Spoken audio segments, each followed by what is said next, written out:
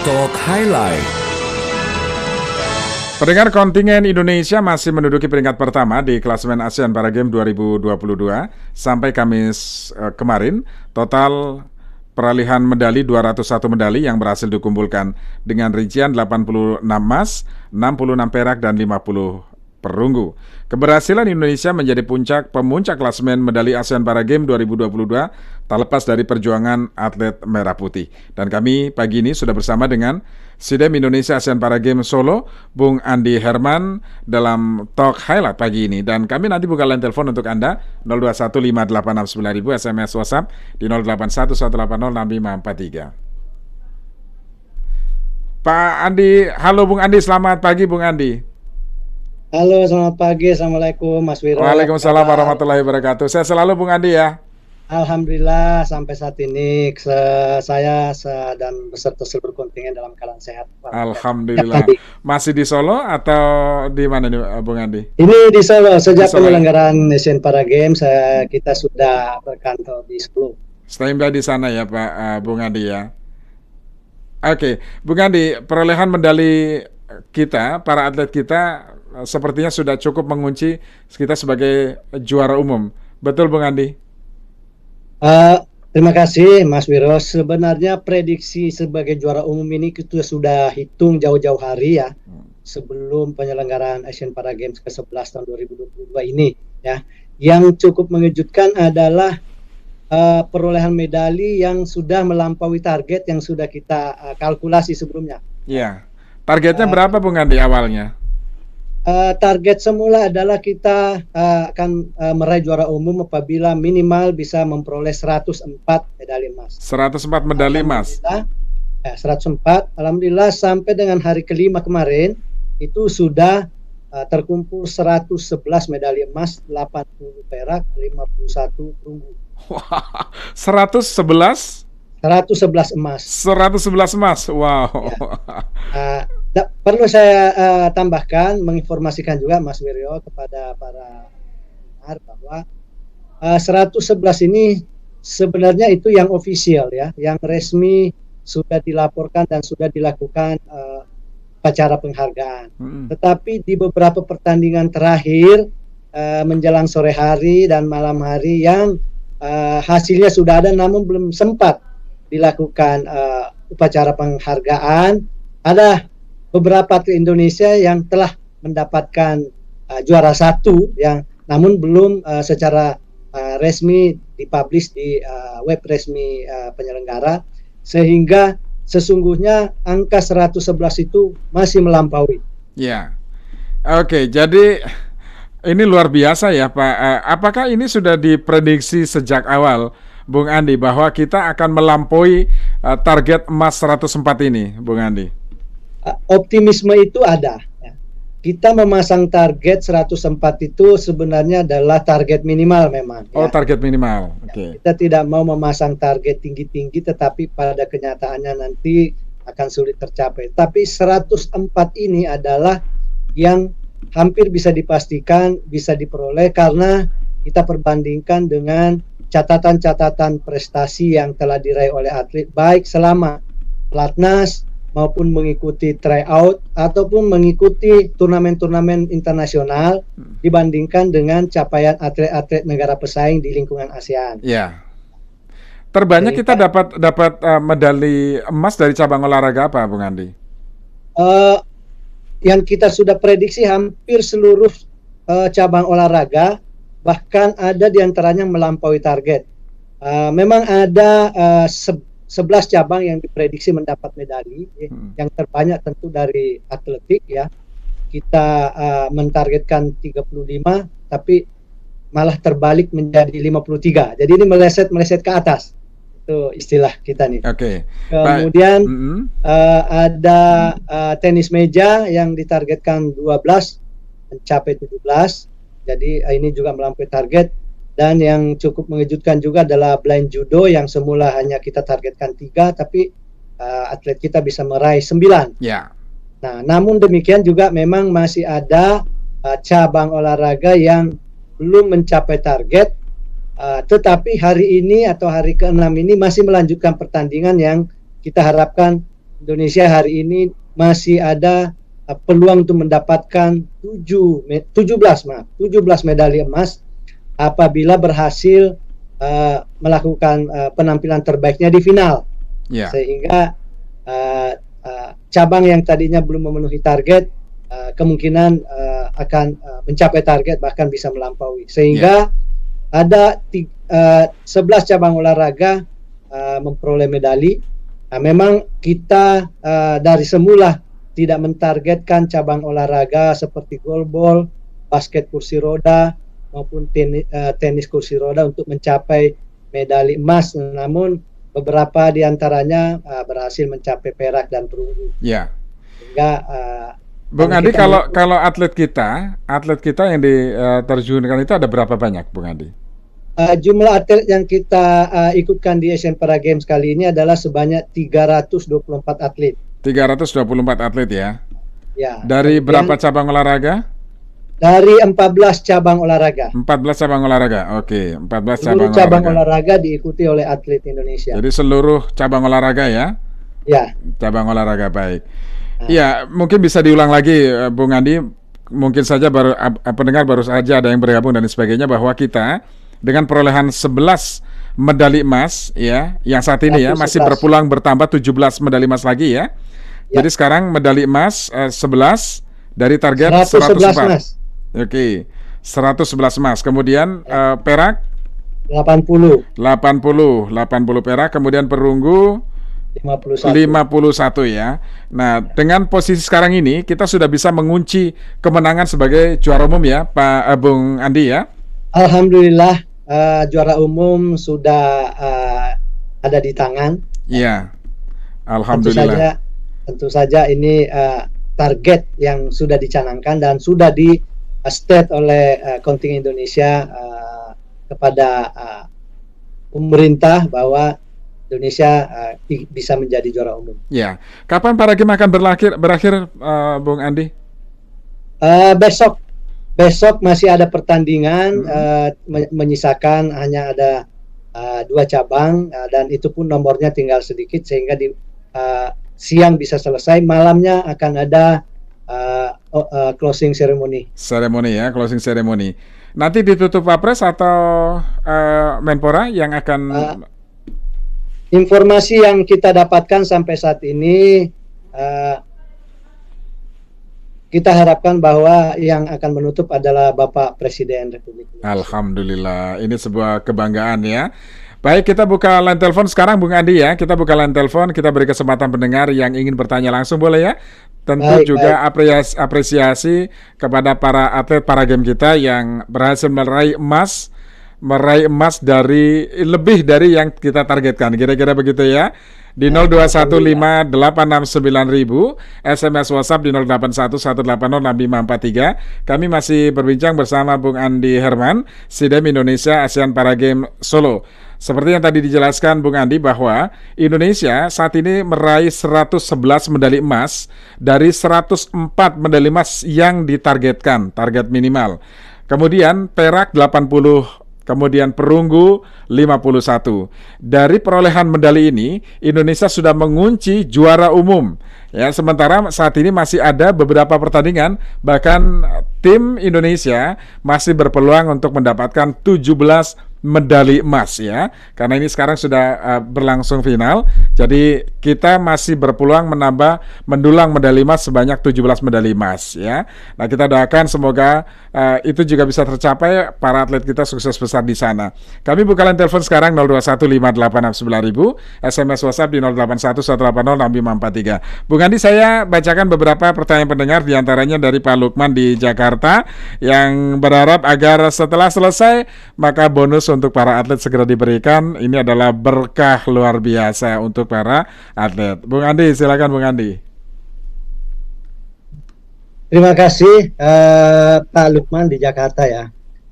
Tentu saja harapan Pak Lukman ini juga menjadi harapan seluruh atlet yang telah melakukan pelatnas ya, antara sekitar 6-7 bulan. Tentu saja ada pencapaian prestasi secara pribadi yang ingin dicapai. Kemudian dari hasil capaian prestasi itu tentu perlu ada penghargaan. Kalau melihat dari kebijakan pemerintah yang ada selama ini, bahwa atlet disabilitas telah disetarakan dengan atlet yang umum, maka kalau melihat di pelaksanaan SEA Games 2022 di Vietnam yang lalu yang mendapatkan bonus, maka tentu saja pemerintah akan memberikan hal yang sama kepada atlet disabilitas kita. Walaupun demikian, harapan itu tentu menjadi sebuah kerinduan bagi atlet untuk mendapatkan bonus. Namun demikian ya, bahwa sebenarnya tujuan utama daripada atlet melakukan berjuang meraih medali adalah untuk menunjukkan eksistensi dan kemampuan secara pribadi, dan yang lebih penting lagi adalah bahwa mengharumkan nama bangsa dan negara adalah kebanggaan bagi atlet, baik secara pribadi, keluarga maupun di lingkungan masyarakatnya. Apalagi atlet kita ini kita tahu bahwa memiliki keterbatasan secara fisik. Iya, Pak, usia para atlet kita rata-rata berapa, Bung? Variatif sekali, variatif sekali. Ada yang sangat masih muda ya, di bawah sekitar 20-an, dan ada juga yang mungkin ini menjadi turnamen terakhir ya, yang sudah mendekati 40-an ya. 40-an, jadi ini mendekati variatif. 40-an ya. Ya. 40-an masih keren ya, masih syukur-syukur masih bisa mendulang emas juga ya, Bung Andi ya. Ya, kita harapkan seperti itu. Iya. Pembinaan yang mereka lakukan selama ini, yang dilakukan terhadap mereka selama ini bagaimana, Bung Andi? Jadi pembinaan atlet disabilitas memang terpusat di Kota Solo ya. Solo memiliki beberapa fasilitas olahraga dan didukung oleh Universitas 11 Maret yang memang juga punya program studi keolahragaan, fakultas keolahragaan, sehingga sinergi antara kampus dengan NPC itu National Paralympic Committee yang menjadi wadah daripada atlet disabilitas, ditambah oleh dukungan dari masyarakat setempat, sehingga ini kondusif ya. Oleh karena itu atlet yang dibina itu tidak instan, bahkan ada yang sudah bertahun-tahun menghuni pelatnas di Solo. Tentu saja kalau ada event akan lebih lama. Seperti persiapan kita menjalani atau menghadapi Asian Para Games 11 2022 ini, atlet kita ada yang sudah 7 bulan di pelatnas, 7 bulan. Karena memang ada beberapa persiapan selanjutnya, seperti menjelang Asian Games di Hangzhou, Cina nanti, ya, maupun dalam rangka persiapan mengikuti event-event internasional untuk disabilitas, sehingga pembinaan secara berkesinambungan dilakukan oleh NPC Indonesia. Ya, baik. Bung Andi, kita sapa Pak Paulus di Tangerang. Pak Paulus, silakan Pak Paulus. Halo Pak Paulus. Selamat pagi Alsinta dan pagi Pak Paulus. Iya. Silakan. Saya juga tunanetra Pak. Iya. Tapi bergerak di bidang profesi tukang pijit. Untuk Bapak Adi yang sudah tadi disabilitas, sudah selama dulu kita meraih juara umum. Alhamdulillah. Terima kasih Pak Paulus. Kita semua ketawa. Jadi saya juga besar di asrama tunanetra di Medan dulu di Binaguna. Tapi kami juga ada kegiatan-kegiatan. Tetapi sekarang saya nggak bisa lagi ikut begitu karena udah tua, udah 60-an tahun. Tenis meja dulu. Iya. Selama Oh, dulu tenis meja Pak Paulus. Iya, tapi hanya di dalam di dalam sekolah aja. Iya. Jadi banyak teman-teman kita dulu di Fortuny. Jadi itulah, hanya sampai di Medan aja kita dulu, nggak sampai ke Platnas. Dan bagaimana itu nanti Pak untuk mencari yang bibit-bibit yang baru supaya regenerasinya mereka, ya Pak Paulus ya. Generasi, iya begitu. Jadi supaya bisa juga tahu teman-teman itu di setiap provinsi sehingga bisa terbina dengan baik. Jadi karena selama ini kan kami di sekolah dulu memang ada, tapi nggak terlalu dididik, hanya untuk sebentar, karena sekarang kan lebih banyak lagi kan karena ada bonus-bonusnya kan, sehingga kader-kader yang baru lebih semangat lagi. Ya. untuk untuk dibina generasi Betul, baru. betul. Jadi gitu. Jadi saya hanya profesi tukang pijit sekarang. Kalau Iya. butuh juga boleh dihubungi nanti kita. Oh Kita- iya, kita untuk betul-betul mereka ya, ketemu untuk teman-teman mensupport netra. para Iya. atlet itu ya. Betul gitu. Jadi tunanetra Pak, itu bidang olahraga apa yang bisa mereka capai di sana? Dulu Iya. hanya catur ya. Oke, baik. Nanti biar ditanggapi Bung Andi ya, iya. Pak Paulus ya. Sehat selalu Pak Paulus. Terima kasih. Terima Saya kasih. Paulus Pak, dari Nias. Dari Nias, baik. Iya. Terima kasih Pak Paulus ya. Nah kemudian Pak Dwi harus diberi apresiasi karena mereka sudah mengharumkan nama Indonesia. Pak Domo, selamat dan sukses pada para atlet para game Indonesia yang sudah berjuang dan sedang berjuang. Pembinaan yang baik pastinya akan menghasilkan prestasi yang baik juga. Sekali lagi selamat dan sukses selalu untuk semua yang berkompeten di kejuaraan ini. Nah, ini beberapa respon pendengar. Silakan Bung Andi.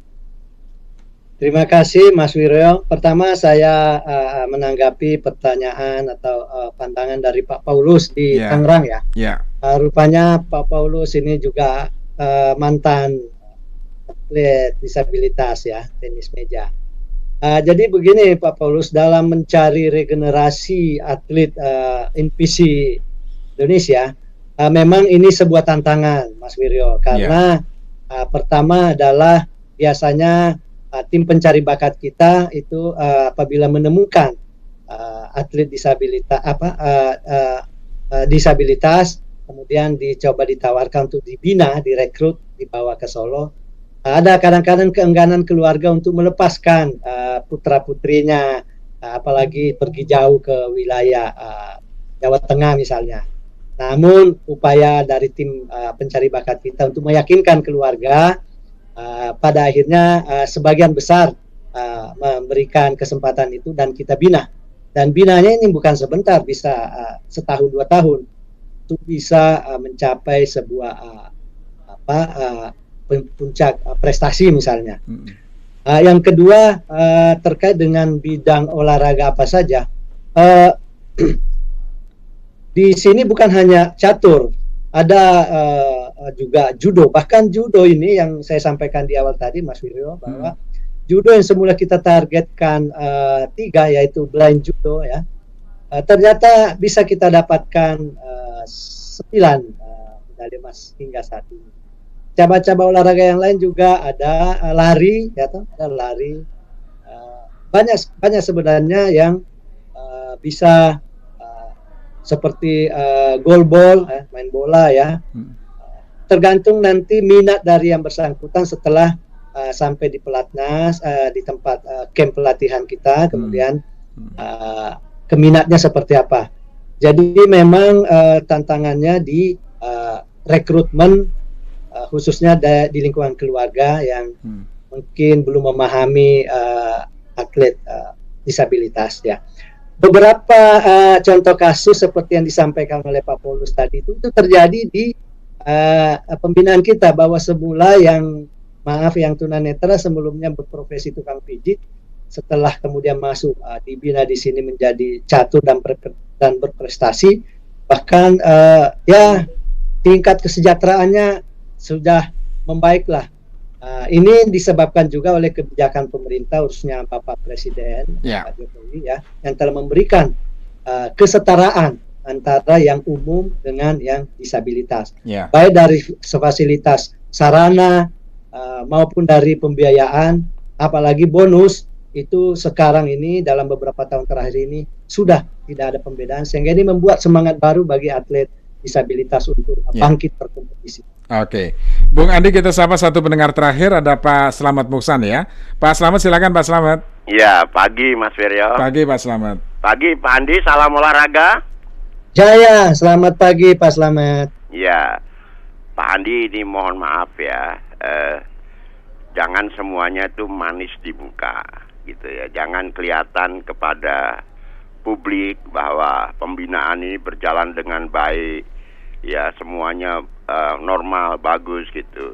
Tapi kalau saya melihat ya saya dulu lama lah berkecimpung di dunia olahraga, terutama kalau NPC ini ada 3 hal yang sangat lemah ya, itu tunanetra, tunagrahita, tunadaksa. Itu backgroundnya tidak mendukung untuk mensetarakan dirinya sendiri kan, karena misalnya kalau medali emas itu ada bonus sebagai PNS gitu, tapi untuk mereka kan kurang memenuhi syarat, apalagi kalau hanya lulusan SD, lulusan SMP.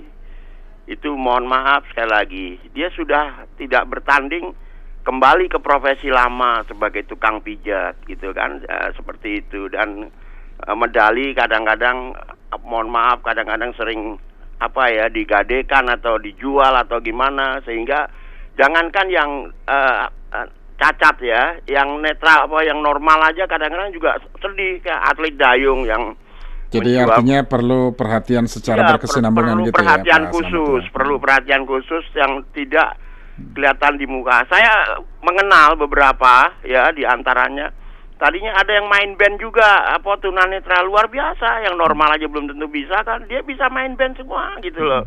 Kemudian nggak ada pembinaan, nggak ada apa ya, akhirnya bubar dengan sendirinya masing-masing. Seperti yang dikatakan Pak Paulus tadi ya, Pertuni ya. Pertuni juga nggak begitu solid kok, hanya orang-orang tertentu aja. Ya itu puluhan ribu, Pak Andi, puluhan ribu tunanetra. Ya itu yang mohon maaf itu mijet secara pakai kelistrikan keliling-keliling seperti itu. Itu kurang mendapat perhatian. Tapi kalau mau semua ya kan, karena kalau kelihatan manis, dia bansos juga nggak dapat, apa juga nggak dapat. Jadi perjuangannya bukan sekedar masih prestasi, panjang ya, bukan hanya prestasi. Harus bukan sekedar prestasi, tapi ya berharap. Pak Slamet, kita cukupkan dulu. Oke, terima kasih. Pak Slamet Musan, terakhir singkat saja meresponnya Pak, silakan. Pembinaan secara berkesinambungan ya, perhatian pemerintah secara berkesinambungan ini penting untuk mereka. Silakan, Bung Andi. Terima kasih Pak Slamet atas saran masukannya. Tentu ini menjadi bagian yang akan dibicarakan ke depan, bahwa memang kondisi kita dalam pembinaan atlet itu pada saat berprestasi disanjung setinggi-tingginya, tapi pasca atau menjalani hari tua ini tidak ada perhatian, sehingga banyak yang menjadi contoh. Tapi di lingkungan pemerintah itu sudah memberikan apresiasi bahwa yang berprestasi akan direkrut ya untuk menjadi aparat sipil atau ASN ya, di beberapa tempat. Dan memang di beberapa contoh atlet yang memiliki tingkat disabilitas yang cukup berat ya, yang tidak memungkinkan untuk direkrut, ini tentu menjadi masukan untuk kita mencari solusi pasca, bukan saja karena dia tidak diperhatikan, kemungkinan juga setelah atlet berprestasi mendapatkan bonus, banjir bonus, kemudian cara mengelolanya yang kurang baik, sehingga ini mungkin bagian yang harus menjadi perhatian dari pemerintah, khususnya dari Kementerian Sosial. NPC Indonesia adalah melakukan pembinaan atlet ya, atlet disabilitas. Yang dibina adalah tentu saja atlet yang dalam rekrutmen sebagai atlet NPC. Di luar atlet NPC tentu sangat banyak sekali teman-teman kita yang memiliki kekurangan secara fisik yang tidak terpantau. Tim pencari bakat kita senantiasa selalu berkeliling mencari informasi untuk dilakukan pembinaan. Namun demikian ya, ini masukan yang bagus dalam rangka pembinaan atlet pasca berprestasi. Banyak contoh kasus yang miris kita lihat ya. Tentu ini menjadi pembelajaran di kalangan atlet disabilitas. Namun demikian bahwa banyak sekali atlet disabilitas kita setelah berprestasi itu secara ekonomi meningkat. Bahkan saya bincang-bincang, ada yang sudah punya rumah, nambah lagi punya kebun, beli sawah setelah mendapat bonus sebagai bekal untuk kalau sudah tidak berprestasi lagi, maka sudah ada sawah, ada kebun. Seperti itu, buka warung. Itu yang sering saya bincang-bincang dengan atlet, mau diapakan hasil bonusnya. Baik. Seperti itu, Mas Wiryo. Iya, oke. Bung Andi, pertanyaan terakhir nih Bung Andi, karena banyak yang WhatsApp juga menanyakan, jadi berapa bonus yang akan mereka dapatkan? Emas, perak, dan perunggu, Bung Andi. Ini soal jumlah tentu ini menjadi domain di pemerintah ya. Iya, iya. Namun demikian kita bukan saja dari pemerintah, kita berharap bahwa ada atensi dari swasta maupun dari badan-badan usaha. Ya. Tapi sampai saat ini sebelum berakhir ada beberapa yang sudah menyampaikan akan beri apresiasi kepada atlet secara personal ya. Sehingga kita yakin dan optimis bahwa atlet kita selain dari pemerintah akan ada dari pihak lain. Nah, kalau kita perbandingkan, mungkin Mas Wiro sudah tahu atlet SEA Games yang baru lalu baru mendapatkan bonus sebesar berapa untuk emas, berapa perak, berapa perunggu, maka besar kemungkinan juga sama melihat beberapa perlakuan atau kesetaraan yang selama ini sudah diterapkan oleh pemerintah kita ya. Baik. Baik Bung Andi, terima kasih sekali lagi, selamat dan sukses ya Bung Andi ya. Tim Paragame kita sudah mengunci kemenangan sebagai juara umum Paragame 2022. Terima kasih sekali lagi, sukses. Bung Andi, salam olahraga. Terima kasih Mas Wiryo. Mohon doanya untuk atlet kita supaya juara umum dan penambahan medali emas terus bertambah. Amin. Salam olahraga. Salam olahraga.